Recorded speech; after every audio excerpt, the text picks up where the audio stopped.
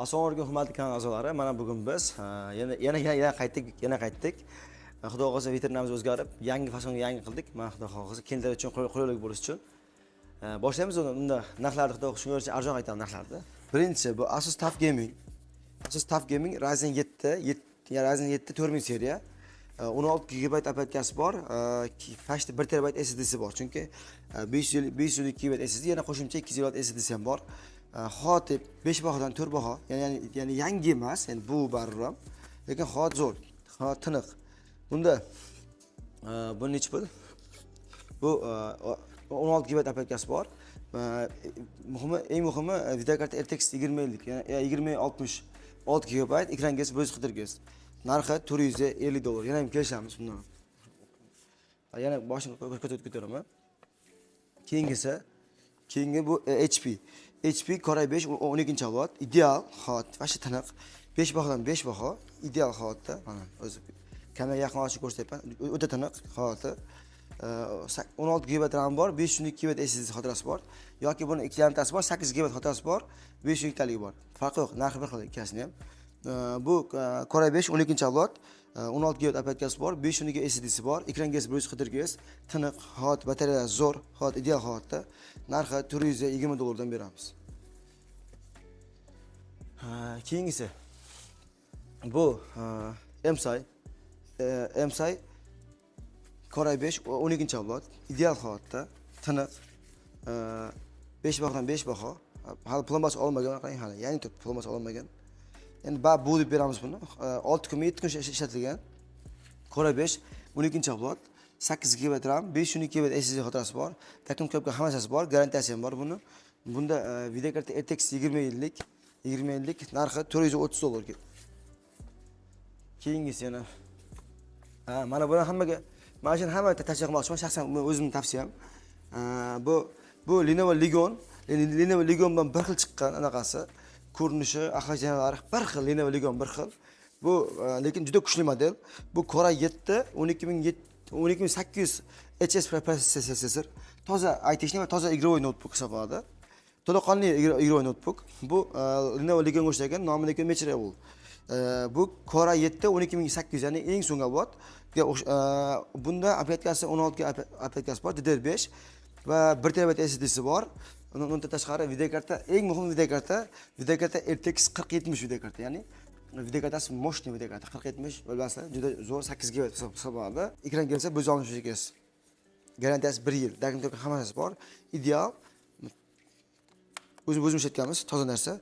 Narxini necha beramiz? Narxi 750, garantiya 1 yil garantiyasi bor. Yangi hali bu. Keyingisi mana bu ham yangi, fashti Lenovo Core i5 13-avlod, 8 GB RAM, 512 GB xotirasi bor, yangi hali. Mana tiniq. Ishlagan vaqti 2 kuni 8 soatmi, shunaqa bilmayman, shunaqa chiqqan. Yana tekshiramiz, balki eslab qolgan bo'lishi mumkin. Core i5 13-avlod, 16 GB 8 GB RAM, 512 GB SSD, videokarta RTX 3050, lekin 6 GB. Videokarta 6 GB, DDR5.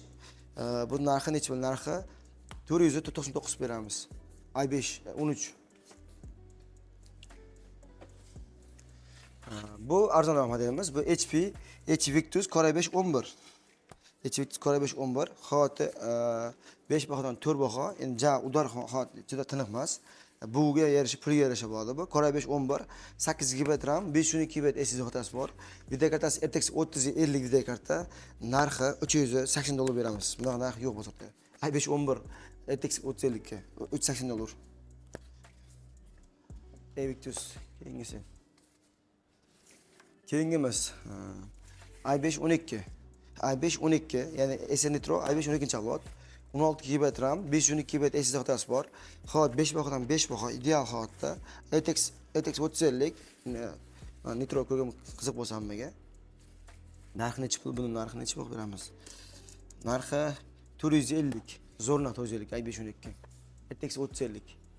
Mana bu yangi, buni yangi desa bo'ladi. Bu toza rang yangi, lekin bu beraman. Bu deb hisoblanib beradi. Narxi ham shunaqa bo'ladi. Ryzen 7 7000 seriya, Ryzen 7 7000 seriya yangi turibdi hali. Mana ideal. Plombalar turibdi hali, plombalar turibdi. garantiyasi 1 yil bo'ladi, ketadi, 1 yil ketadi garantiyasi. Ekran bo'lish o'tirgis, Ryzen 7000 seriya, 16 GB operatikasi bor, 512 GB SSD xotirasi bor. Bunda eng muhimi RTX 4050 6 GB.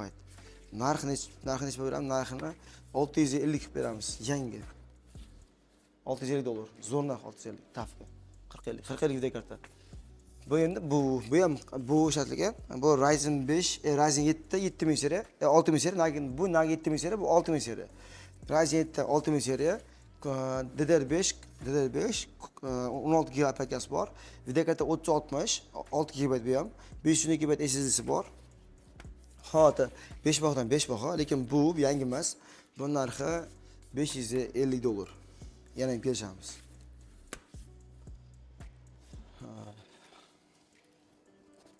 Bu MSI Core i5 10-avlod, 16 GB RAM bor, 512 GB SSD xotirasi bor. Hozir ideal 5 bahodan 5 baho.